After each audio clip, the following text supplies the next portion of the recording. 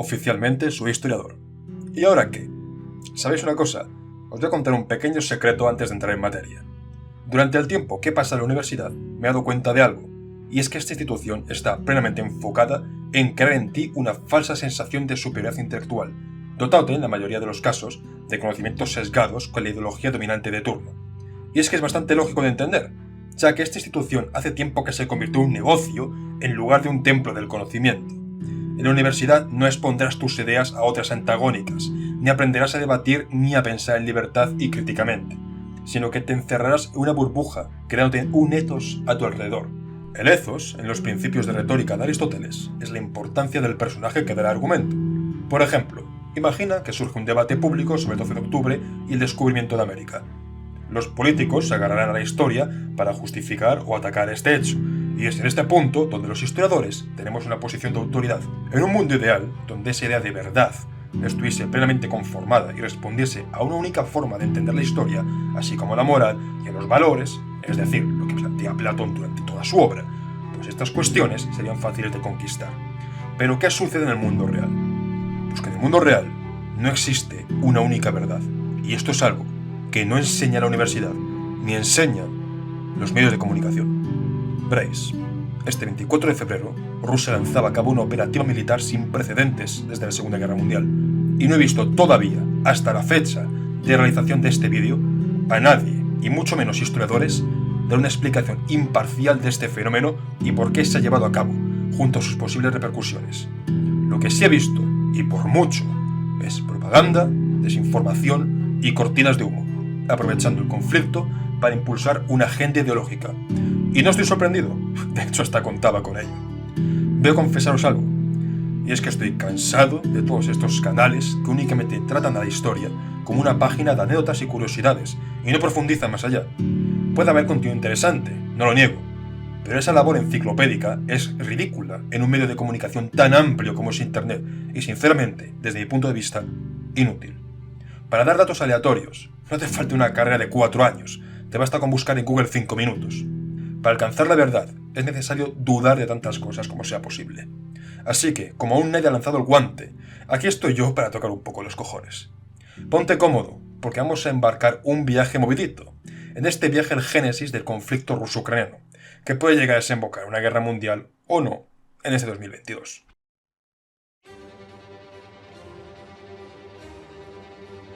Este 23 de febrero sucedió algo que nadie se esperaba.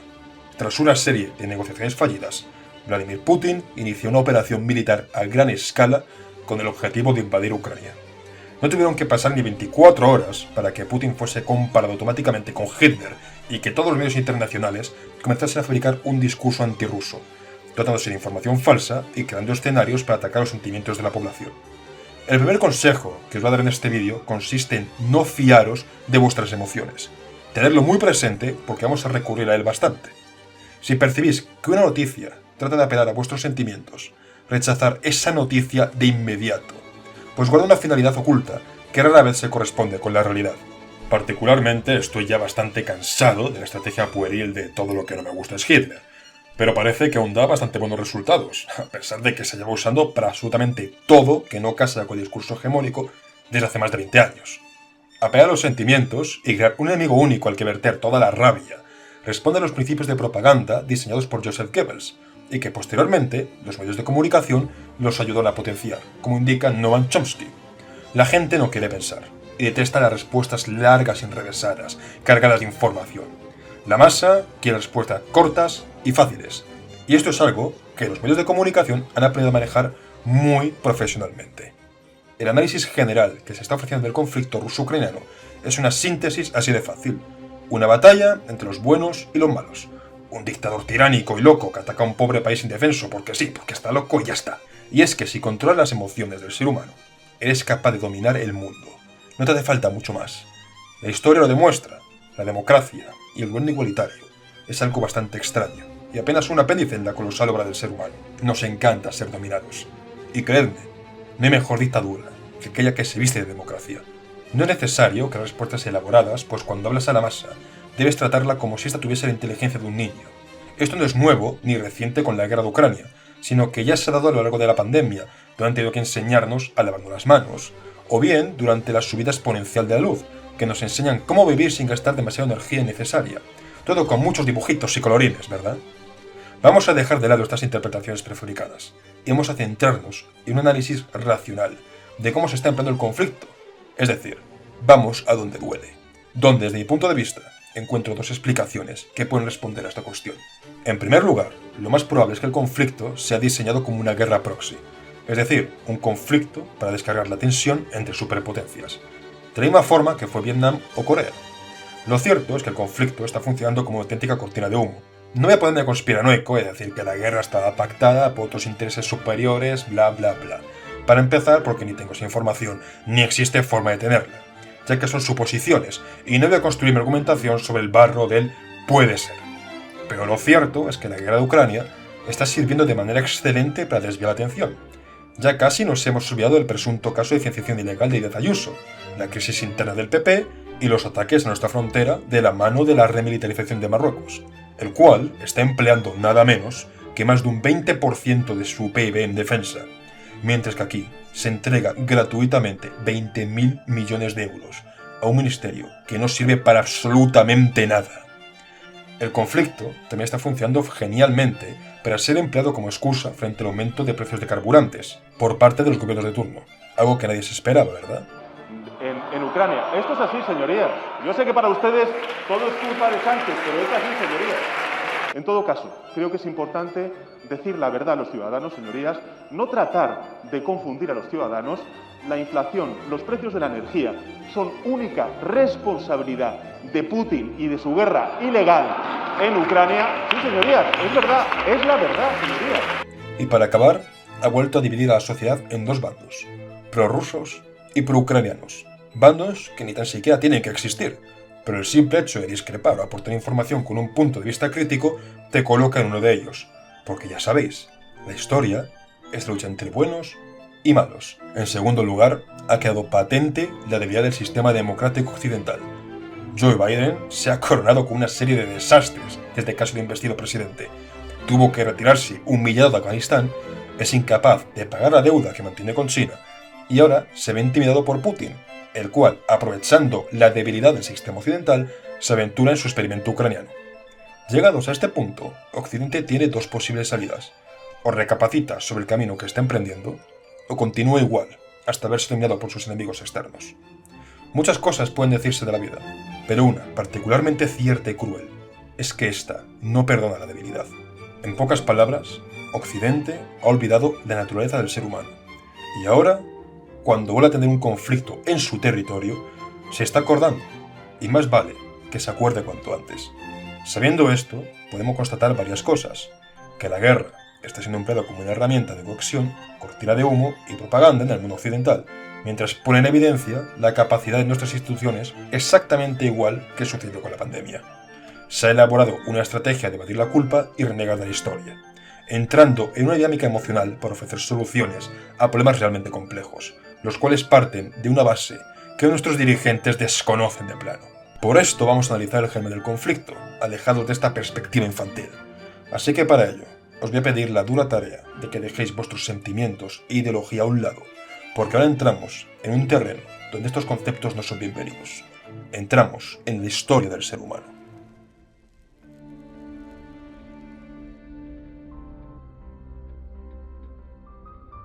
Nos situamos en Ucrania, año 2010. El nuevo presidente es Viktor Yanukovych, ganador de unas elecciones que fueron observadas internacionalmente ante la posibilidad de fraude electoral. Esto ya había sucedido con anterioridad en 2004, durante las elecciones entre Yanukovych y Viktor Yushchenko, donde se probó que el equipo de Yanukovych había llevado a cabo un fraude electoral, propiciando la conocida Revolución Naranja. El objetivo de esta Revolución Naranja era acabar con la corrupción que llevaba asolando a la casta dirigente ucraniana, fruto de una herencia de la burocracia exigua de la Unión Soviética durante muchos años, e imponer un nuevo modelo de sociedad más cercano a las democracias occidentales liberales. Como con todo, este movimiento contaba con partidarios y detractores. Fue especialmente apoyado por los ucranianos del oeste y denostado por los ucranianos del este, los prorrusos. En un momento volveremos a esto. Yushchenko fue elegido frente a Yanukovych en 2004, presentándose como el paladín que acabaría con la vieja Ucrania corrupta, y como todas las historias, donde aparece un líder joven y carismático que promete todas las bondades del mundo a su pueblo, al final resultó ser precisamente lo contrario. Yushchenko fue con diferencia el líder más impopular de la historia de Ucrania, debiendo a disolver en 2 ocasiones el parlamento y sufriendo una humillante derrota en 2010, momentos en los que no contaba con el apoyo de casi la totalidad de la población ucraniana. Bajo su gobierno, la corrupción no solo no desapareció, sino que se potenció, motivo por el que muchos ucranianos, descontentos, votaron a Yanukovych. Esta nueva presidencia acercó a Ucrania de nuevo a la esfera de influencia rusa. Rusia no tenía ninguna simpatía por el antiguo gobierno de Yushchenko. De hecho, seguramente este personaje os sea familiar por haber sido víctima de envenenamiento con dioxina, presuntamente orquestado por la FSB bajo órdenes de Vladimir Putin. Lo que no sabéis es que la Revolución Naranja también fue percibida por los rusos como una maniobra llevada a cabo por la CIA para posicionar a Ucrania favorable a la esfera occidental. De hecho, el equipo de Yanukovych solicitó una repetición de elecciones en 2004, que se dieron tras cambiar las leyes que afectaban al conteo electoral, dando la victoria a Yushchenko, el cual empleaba a los integrantes de la Revolución Naranja como herramienta de coacción. Esto es discutible y es terreno de la especulación, pero los sucesos de la Revolución Naranja recuerdan mucho a la crisis del Euromaidán, la cual se diseñó como un golpe de Estado para derrocar al gobierno de Yanukovych, fuertemente inclinado a la órbita rusa, y que se saldó con cientos de muertos y el exilio del propio Yanukovych.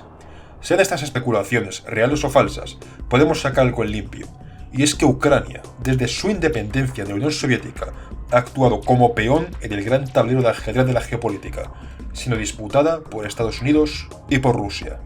¿Recordáis que os he hablado antes de los ucranianos del oeste y los ucranianos del este? Veréis, los ucranianos del oeste son ucranianos abiertamente más europeístas que sus vecinos del este, donde muchos de estos no son solo prorrusos o una convicción política, sino que son de plano rusos étnicos, especialmente en Crimea, donde ocupan un 80% aproximado de la población. Tras los sucesos del Euromaidán, impulsaron el nuevo gobierno del líder Petro Poroshenko, el cual había trabajado bajo el gobierno de Yushchenko en la financiación de la Revolución Naranja, los prorrusos del este consideran estos hechos como un golpe de Estado, a través de unas elecciones que se dieron con fraude electoral, el cual está más que confirmado si atendemos a las características del gobierno de Poroshenko, una absoluta oligarquía corrupta.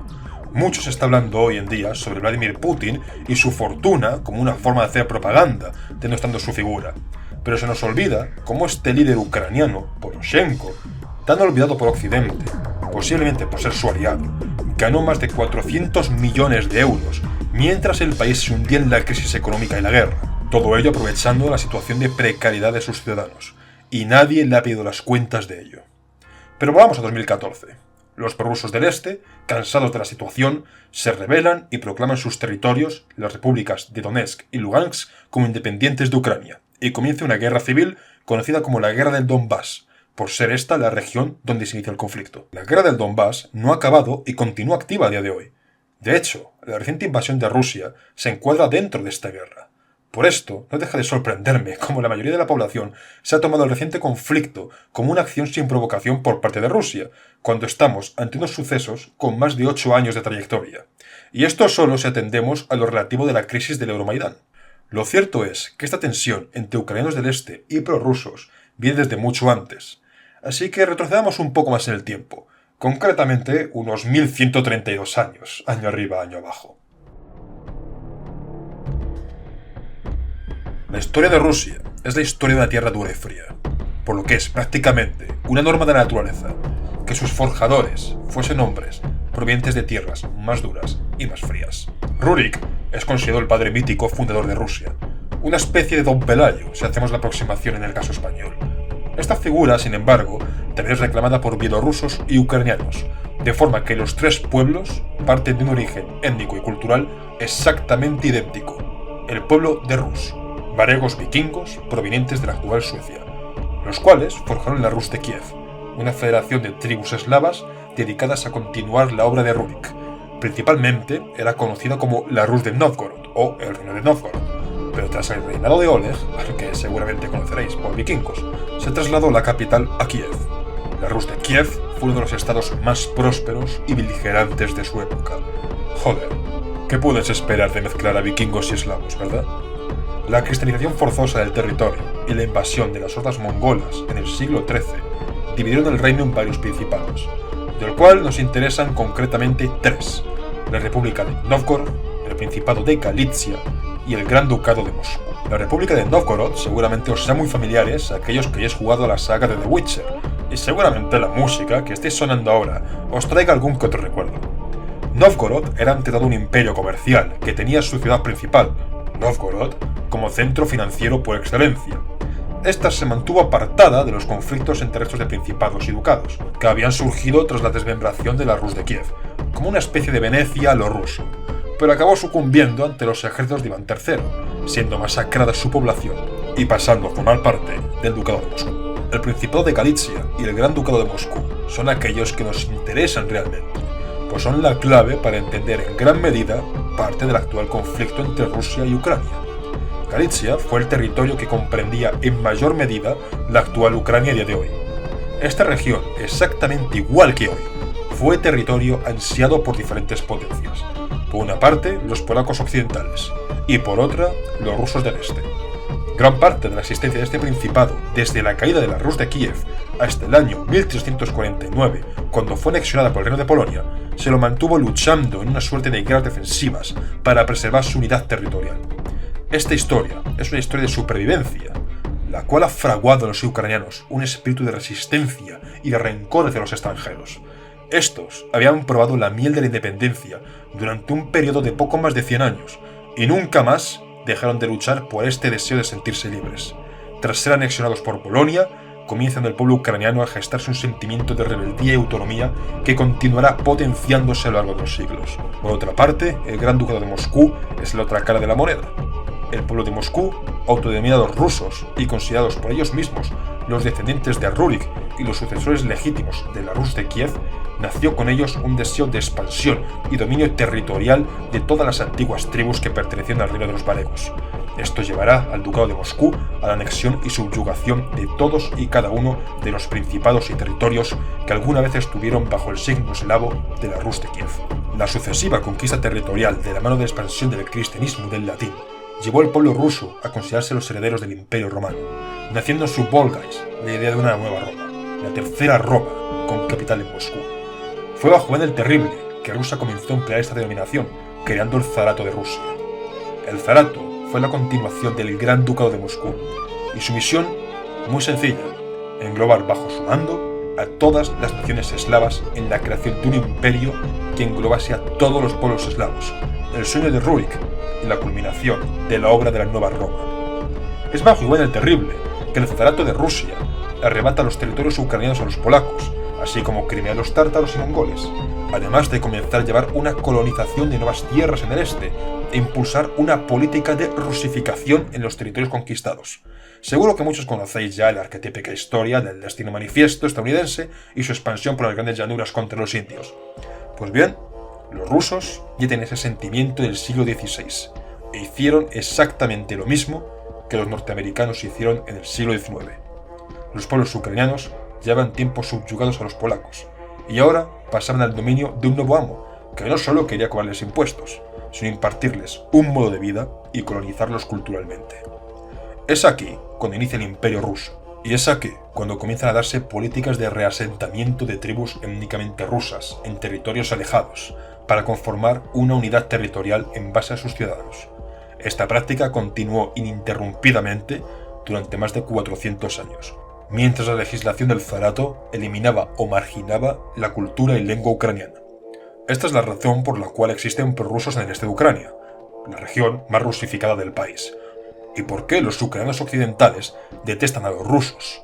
Pero hay una razón aún más cercana, que evoca los sentimientos de todos los ucranianos y que nunca jamás olvidarán, y que está mucho más presente que Iván el Terrible o el Imperio ruso.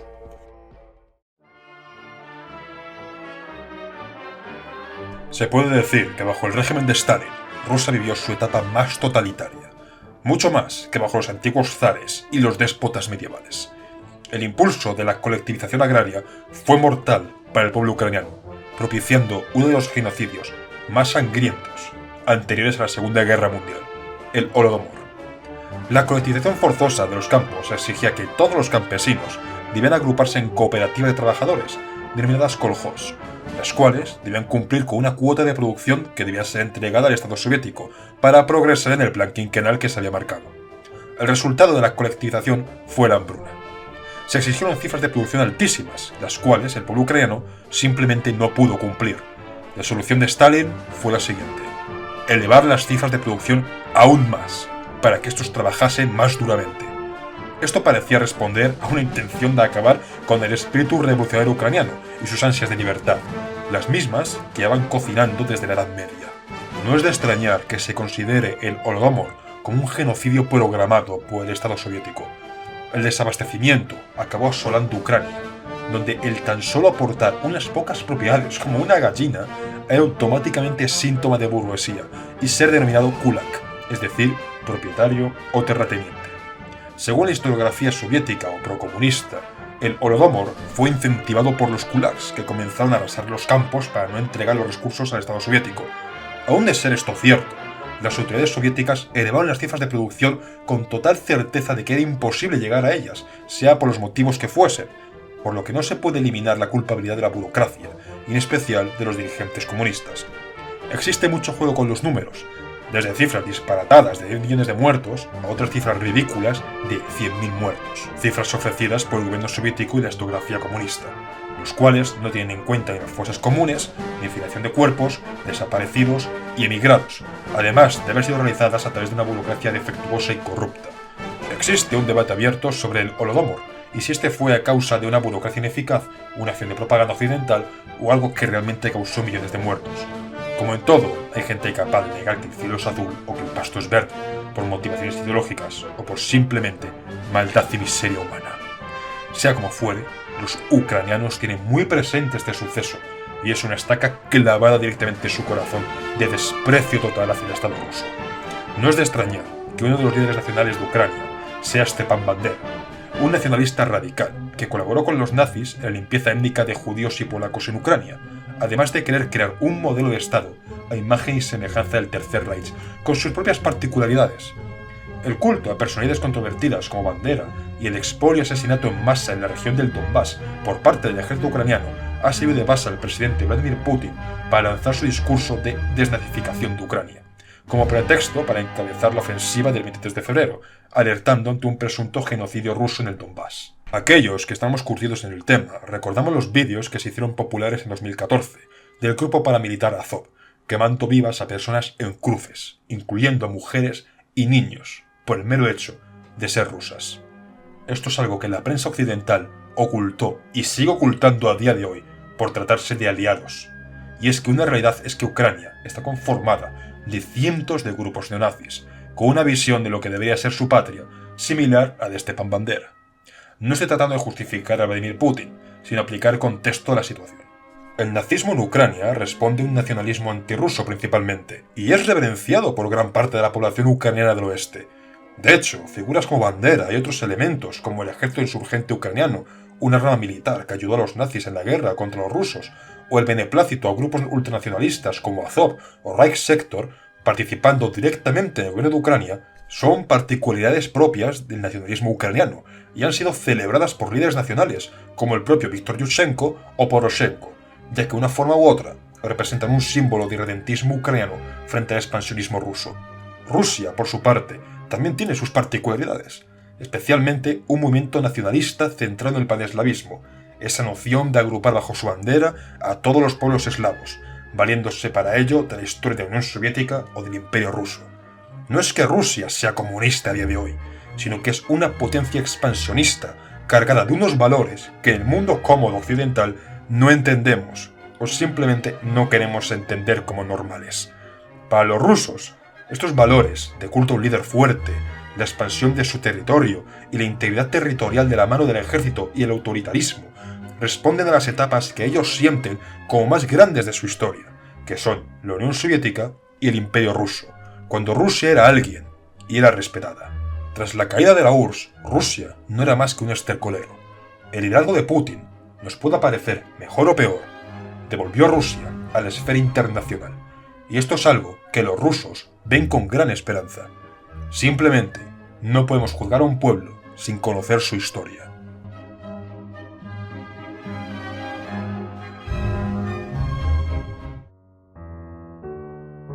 Me gustaría acabar este vídeo con una reflexión en base a la falacia del progreso lineal de la historia que estamos viendo mucho estos días.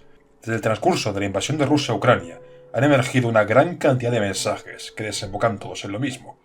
En pleno año 2022 y aún hay guerras por culpa de unos locos.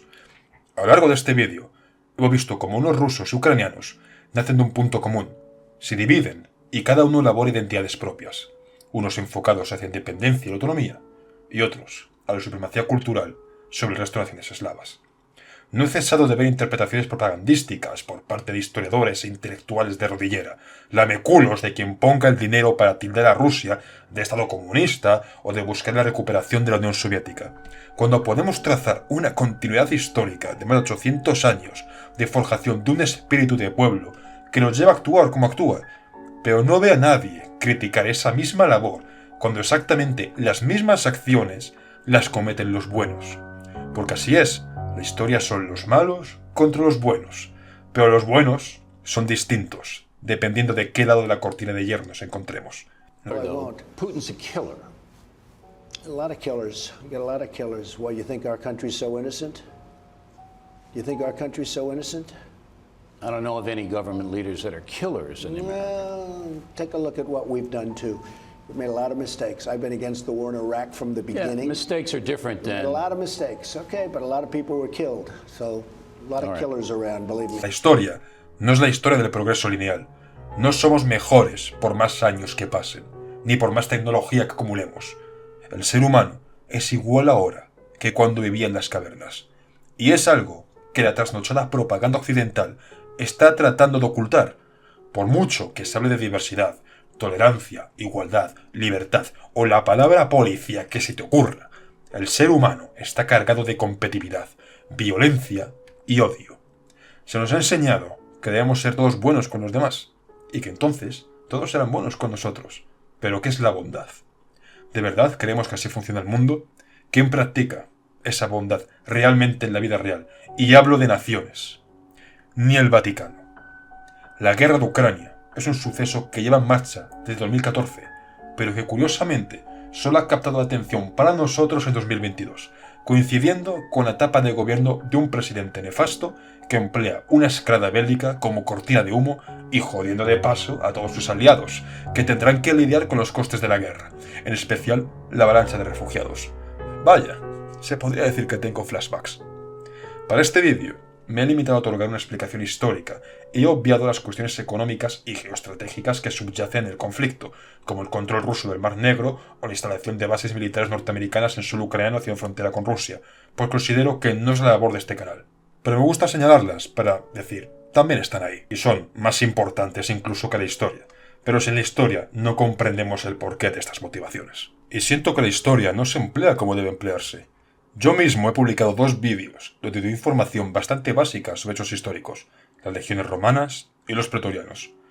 Voy a ser sincero, no me gustan hacer este tipo de vídeos, pues siento que no estoy haciendo justicia a la historia. Esa información la podéis conseguir vosotros mismos con un clic. Mi propósito es que subamos el nivel. Os he pedido que os desliguéis de vuestras emociones. ¿Bien? ¿Qué conclusiones sacáis después de esto? ¿Conocías esta información? ¿Aún crees que podemos limitar un conflicto de estas características con esta historia de unos son malos y los otros son buenos? Os leo en los comentarios.